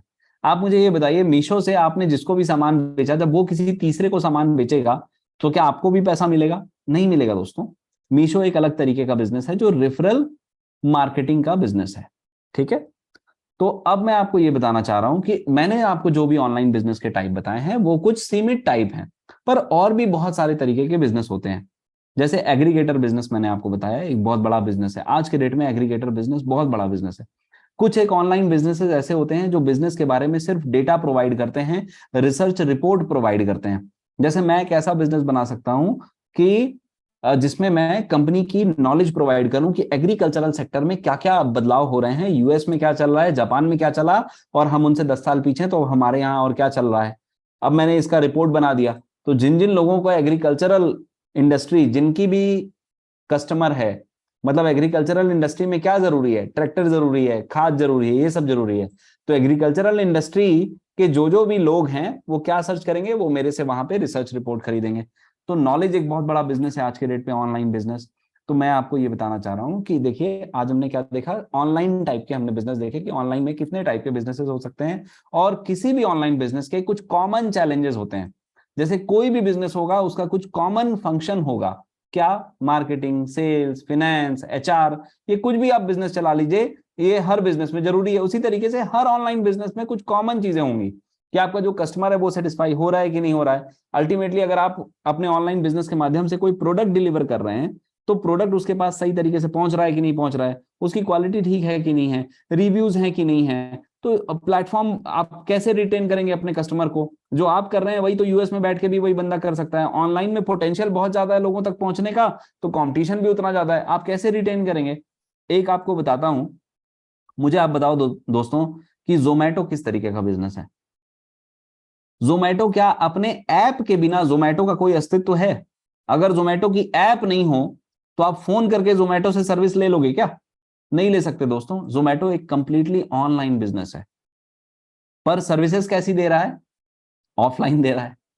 डिलीवरी बॉय क्या करता है, आपको ऐसे इंटरनेट पे दिखा देता है ये लो पिज्जा खा लो, ऐसे दिखाता है क्या? नहीं, वो आपके घर पे आके पिज्जा डिलीवर करके जाता है कि भैया ये है, ये आपका प्रोडक्ट है, ये आपका फूड ऑर्डर है, राइट? तो बिजनेस ऑनलाइन है जोमेटो, पैसा ऑनलाइन ले रहा है, कहीं पे जाके कैश भी ले लेते हैं, पर डिलीवरी बॉय से जोमेटो कैसा लेता है? कैश जमा करवाता है? नहीं, ऑनलाइन ही लेता है।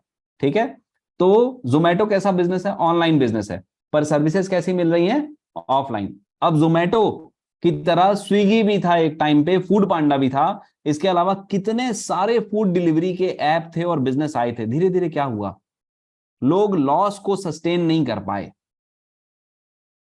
लोग लॉस को सस्टेन नहीं कर पाए, और जोमेटो लॉस खा खा के बैठा रहा, क्योंकि जोमेटो ने अपनी पॉकेट बहुत गहरी की हुई थी। बहुत जगह से जोमेटो ने हजारों बिलियन डॉलर की क्या लिया हुआ था? फंडिंग ली हुई थी। तो ये 4 साल लॉस में निकाले, दूसरे हवा हो गए उतने में, बाकी जो इनका कंपटीशन था उसको जोमेटो ने खरीद लिया। अब दो लोग बचे हैं, एक जोमेटो और एक स्विगी। इसके अलावा इंडिया में अब कोई इतना बड़ा प्लेटफॉर्म नहीं है। तो जोमेटो ने तब तक लॉस किया जब तक अभी वो प्रॉफिटेबल नहीं हो गया। आपको मालूम है ना, जोमेटो का इस जो क्वार्टर का रिजल्ट आया है उसमें जोमेटो का अभी तक का पहला प्रॉफिट हुआ है, पहली बार जोमेटो ने प्रॉफिट किया है। जितने साल से आप जोमेटो को जानते हैं, ओएनडीसी एक अलग प्लेटफॉर्म है सर, ओपन नेटवर्क जो है वो एक बिल्कुल अलग प्लेटफॉर्म है Shubham Gupta ji, I know about ONDC, पर Zomato is not billing on ONDC. Zomato के बिजनेस को एक तरीके का थ्रेट है ओएनडीसी से। ठीक है, ओएनडीसी के बारे में कभी अपन और बात करेंगे, पर मैं आपको ये बता रहा हूं जोमेटो के कॉन्सेप्ट को अगर आप समझें तो देखिए, जोमेटो भी एक ऑनलाइन बिजनेस है। अब अगर अब उसका जो प्रॉब्लम चल रहा है, मतलब जोमेटो में क्या प्रॉब्लम है कि किस तरीके से वो अपने डिलीवरी के खर्चों को कम करे, क्योंकि जो सर्विस वो दे रहा है वो तो ऑफलाइन है ना। हाँ, किस तरीके से वो ज्यादा से ज्यादा मार्जिन रेस्टोरेंट वाले से अपने पास रख ले। हाँ, अब अद्विता मैडम जी हैं, वो बना रही हैं क्या? लिट्टी चोखा। अब लिट्टी चोखा इनको देना है 200 रुपए में, जोमेटो बोल रहा है नहीं 50 रुपए तो मैं रखूंगा। अब ये सोच रही है कि मैं इतनी मेहनत से लिट्टी चोखा बना के मेरे को घर पे 120 पड़ रहा है, और 50 रुपए में जोमेटो को दे रही हूँ, 30 रुपए मैं कमा रही हूँ, तो मैं पागल हूं क्या? और जोमेटो को बोल रहा है कि यार मैं लिट्टी चोखा आपका अगर फ्री में डिलीवर कर रहा हूं तो 30 रुपए मेरा कॉस्ट तो वही निकल रहा है।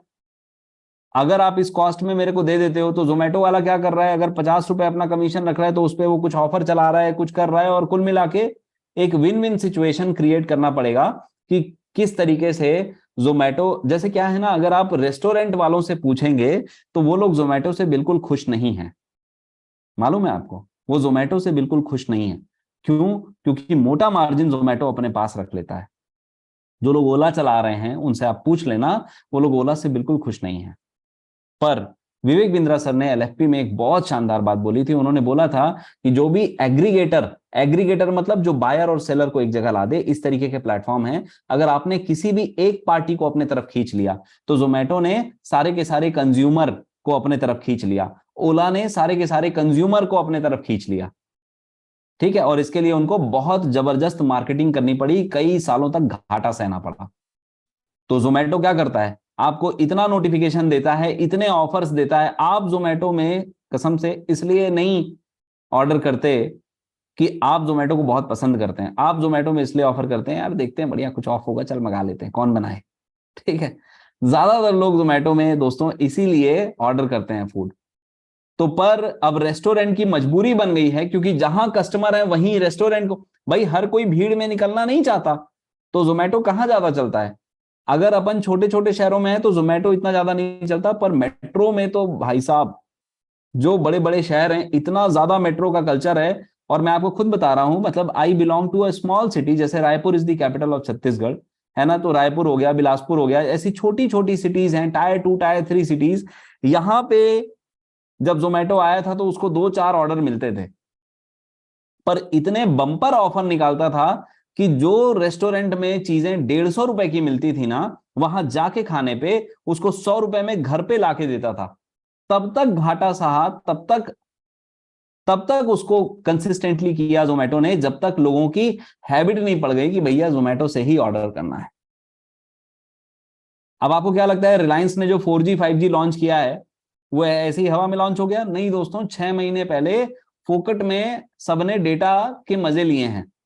उसके बाद बाकी लोग पिक्चर से गायब हो गए, है ना। और अब आप देखिए 2 कंपनियां बची हैं इंडिया में, मोर और लेस, आइडिया भी है, पर 2 कंपनियां बची हैं, और रिलायंस आज के डेट में सबसे बड़ा प्लेयर है। कितना बड़ा रिस्क पूरे इंडिया में 4G के टावर लगाना, ठीक है, फोकट में 6 महीने तक लॉस झेल के लोगों को डेटा एंजॉय करवाना, उसकी हैबिट लगवाना, कितना स्ट्रॉन्ग कन्विक्शन रहा होगा दोस्तों।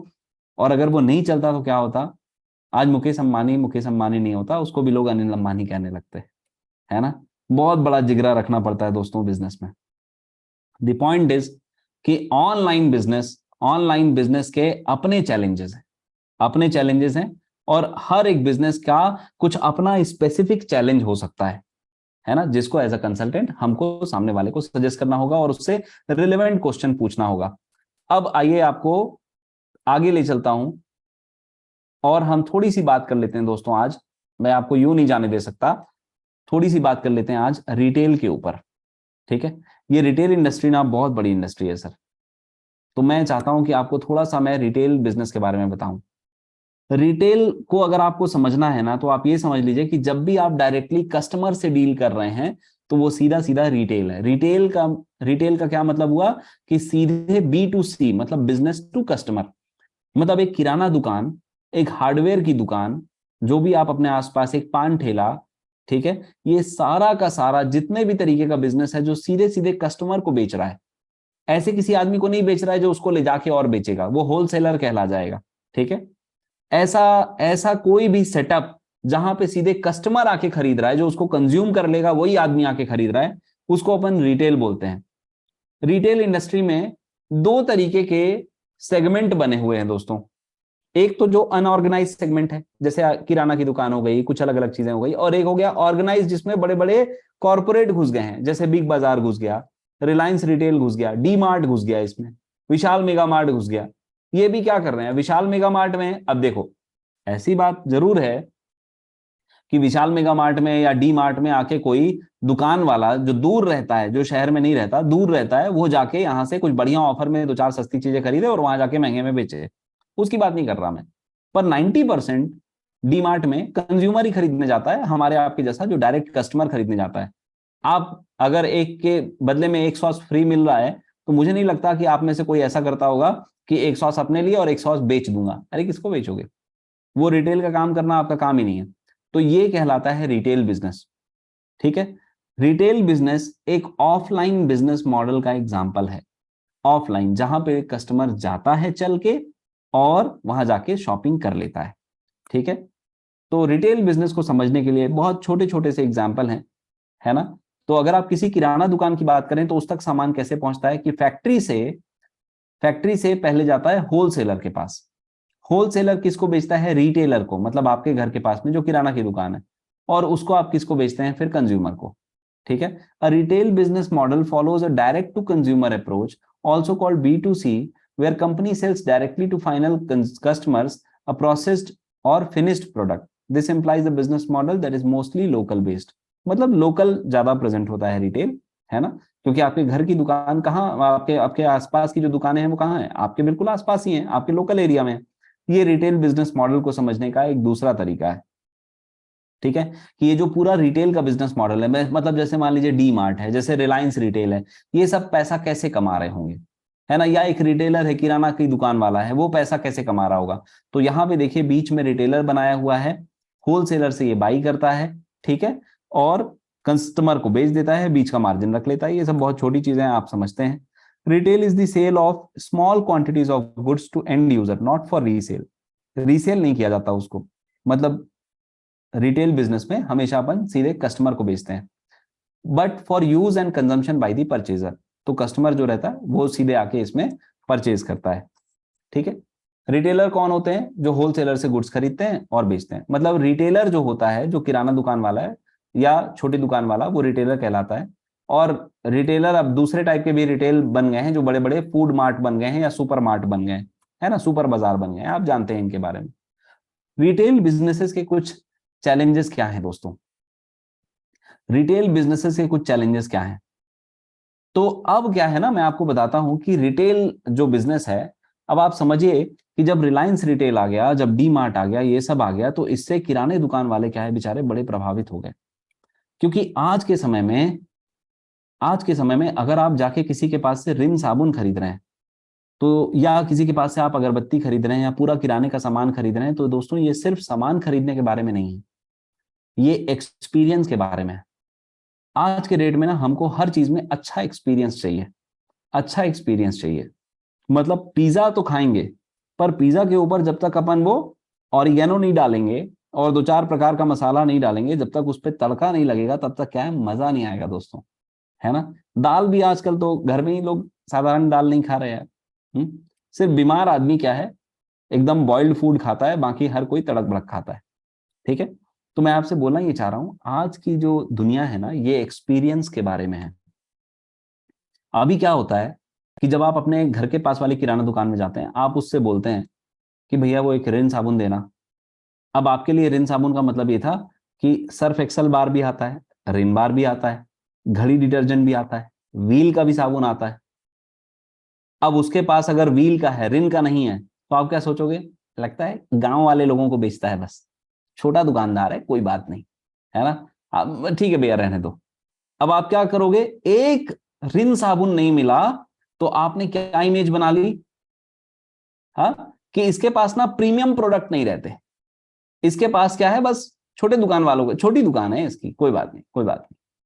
तो आप उसके पास तब जाओगे जब रात को 10-11 बज रहा होगा और कोई और दुकानें नहीं खुली होंगी, नहीं तो आप उसके पास नहीं जाओगे। या माचिस की डिब्बी खरीदनी होगी, है ना, घर में लाइट चली गई, अब मोमबत्ती जलानी है, अब आपको वो रिटेल वाला याद आ रहा है, घर के पास वाला। आपको लिटरली अपना रियल एक्सपीरियंस बता रहा हूँ, है ना, किसी किसी की कमियां या किसी की बड़ाई नहीं कर रहा हूं, मैं खुद भी ऐसा ही हूं, है ना।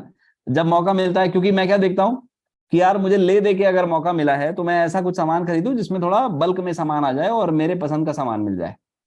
ठीक है, तो मैं आपको भी बताना ये चाह रहा हूं कि रिटेल के बिजनेस में आप बिजनेसमैन के हिसाब से आपको सोचें अगर आप, तो आपको क्या सोचना चाहिए कि मैं रिटेल का बिजनेस चाहे एक छोटा सा किराना दुकान चलाऊं या मैं एक बड़ा सा सुपर मार्ट चलाऊं, पर मुझे कस्टमर को क्या देना है, एक्सपीरियंस देना है, प्रोडक्ट नहीं। समझ में आया आपको, एक्सपीरियंस देना है, प्रोडक्ट नहीं। तो ये रिटेल के बिजनेस में आज के डेट में एक बहुत इंपॉर्टेंट चीज है। दोस्तों टाइम हो चुका है 9:15, ठीक है। रिटेल के बिजनेस के चैलेंजेस देखिए, ये चीजें ऐसी है ना कि पढ़ने में, और मुझे भी पढ़ाते पढ़ाते समय का पता नहीं चलता, और पढ़ने में बहुत मजा आता है। आप लोग मुझे एक बार फीडबैक दे सकते हैं क्या, मैं बार बार सेशन डिस्टर्ब नहीं करना चाहता था। कैसा लग रहा है आपको, पढ़ने में मजा आ रहा है, आप इसके बारे में और पढ़ना चाहेंगे क्या, मुझे आप चैट बॉक्स पे बता सकते हैं सर। थोड़ी मेहनत कर दो प्लीज, हाँ, मुझे अपना ट्रू फीडबैक दे दीजिए। आपको जो भी चीजें लगती हैं कि अपन एक बारी वापस से अपने को कवर करना चाहिए या इसमें कुछ और इंप्रूव करना चाहिए, रिटेल को ना अपन बहुत डिटेल में पढ़ने वाले हैं। तो और मैं आप सभी से रिक्वेस्ट भी करूंगा कि आप में से जिन किसी के पास भी, है ना, अगर ये बड़ा बिजनेस में से, प्रॉब्लम सॉल्विंग कोर्सेज में से अगर रिटेल इंडस्ट्री का अगर आपके पास एक्सेस है, तो रिटेल का डिटेल नाम का एक कोर्स भी है, आप जाके उसको भी रिफर कर सकते हैं सर, आप जाके उसको भी रेफर कर सकते हैं, है ना। और मैं तो आपको अपने तरफ से जो भी पढ़ा रहा हूँ वो कंटेंट बिल्कुल अलग है, वो कंटेंट बिल्कुल अलग है, पर मैं अपने तरफ से तो आपको पढ़ाऊंगा ही, पर फिर भी आपको एक बार अगर आप उसको भी रेफर करेंगे, तो विवेक बिंद्रा सर के पढ़ाने में और मेरे पढ़ाने में बहुत अंतर है। विवेक बिंद्रा सर विवेक बिंद्रा सर है, और मैं हूँ। तो मैं अपनी तरफ से आपको पढ़ा रहा हूं, पर फिर भी मैं दोस्तों आप सभी से रिक्वेस्ट करूंगा कि एक बार जाके आप उस कोर्स को भी जरूर रेफर करिएगा, जरूर रेफर करिएगा। बहुत बढ़िया, बहुत बढ़िया। आप सभी के सर, आपका इसका रिकॉर्डिंग सेशन प्लीज शेयर कर दीजिएगा। बिल्कुल, मैं आज ही, जैसा मैंने आप सभी को बोला है, मैं शेयर कर दूंगा। यस सर, टाइम का पता ही नहीं चला। जीता जी थैंक यू, बहुत सारी आप लोगों ने मुझे विशेष दी हैं, बहुत सारे लोगों को, इतना बेसिक से तो किसी ने बताया नहीं था। Thank sir, okay okay, thank you, interesting है, अच्छा लगा, बहुत बढ़िया सर, बहुत बढ़िया, थैंक यू। थैंक यू, आप लोगों को सेशन अच्छा लग रहा है, देखिए इसीलिए अपन इसको कवर कर रहे हैं। ये 15 दिन में अपन बहुत कुछ कवर करेंगे। पहले अपन ने बिजनेस के थोड़े बेसिक कवर कर लिए, offline online, product type, service type, intangible tangible product, अपन ने काफी कुछ बेसिक कवर कर लिया। अब कुछ और नहीं चाहिए, अब अपन इंडस्ट्री स्पेसिफिक बात करेंगे। तो कल अपन जो पढ़ने वाले हैं वो है रिटेल इंडस्ट्री के बारे में सब कुछ। मतलब अगर आपसे एक किराना दुकान वाला बात करे, या आप ही का कोई किराना दुकान है, कहीं हम में से कोई देखिए ऐसे भी आईबीसी हमारे कंसल्टेंट्स या बिजनेस पार्टनर हो सकते हैं जिनकी किराने की दुकान है। तो कल मैं आपके लिए जो लाने वाला हूं उसको अपन क्या बोलते हैं, किराने की दुकान से लेके और रिटेल इंडस्ट्री के सारे समाधान। ठीक है, बहुत कुछ बढ़िया इनोवेटिव आइडियाज दूंगा आपके लिए, बताऊंगा कि क्या क्या अलग अलग तरीके का प्लेटफॉर्म है। एक किराना दुकान जब काम करने लगता है और उधारी जब नोट करने लगता है, आज का किराना दुकान वाला सिर्फ इसलिए चल पा रहा है क्योंकि वो उधार दे पा रहा है, और डीमार्ट आपको, रिलायंस रिटेल आपको उधार नहीं देगा। अगर रिलायंस रिटेल आपसे उधार देने लग जाए ना, तो आप उधार का भी सामान लेने आप रिलायंस रिटेल पहुंच जाओगे या सुपर मार्केट पहुंच जाओगे, अपने बाजू वाले पड़ोसी दुकान को भूल जाओगे जिसने बचपन से आपको टॉफियां खिलाई हैं। है कि नहीं? यही दुनिया है दोस्तों, यही दुनिया है। तो इसीलिए इसीलिए रिकॉर्डिंग मिल सकती है, कितने बार पूछोगे? राजेंद्र कुमार सर, रिकॉर्डिंग मिल जाएगी, बोल तो दिया। क्या है, मैं रिकॉर्डिंग ढूंढ के आप सभी के ग्रुप में इसको फ्लोट करवाता हूँ, ठीक है? Don't worry, don't worry, this is my job. और ठीक है, मैं फीडबैक लेना भूल गया हूँ, आप लोगों को पहले से बता रहा हूँ कि अब मैं और आप लोगों को यहाँ पे रोक के फीडबैक नहीं लूंगा। कल अपन 2 फीडबैक भर रहे होंगे दोस्तों, तो मेरे को थोड़ा हेल्प कर देना, आज के सेशन का, कल के सेशन का भी कल ही कर देना, ठीक है? हाँ, राइट। बताइए, ये बात भी मैंने रिकॉर्डिंग में बोल दी है ना? आप लोग तो मतलब लगता है मेरी नौकरी लेके मानेंगे, मजाक कर रहा हूँ। चलिए, आप लोग अपना ख्याल रखिएगा, बहुत मजा आया। कल हम पढ़ने वाले हैं रिटेल इंडस्ट्री का बहुत सारा detail, and then we will catch up again. Good night, good night, take care, शब्बा खैर, और भाई जय हिंद, जय दोस्तों। हाँ, वो बड़ा बिजनेस का रिटेल वाला अगर आप पढ़ सकें तो जरूर पढ़िएगा। डेली अपनी जो क्लासेस हैं वो 8 बजे रहा करेंगी, ठीक है ना? तो कोशिश करिएगा आपसे ये बिल्कुल भी ना चूके। और जैसा मैंने आप सभी से रिक्वेस्ट किया है कि आपको क्या करना है, एक पर्सनलाइज वीडियो बना के अपनी लर्निंग को समराइज जरूर करना है, अपने ग्रुप में पोस्ट कीजिए, ठीक है? थैंक यू वेरी मच, जय हिंद।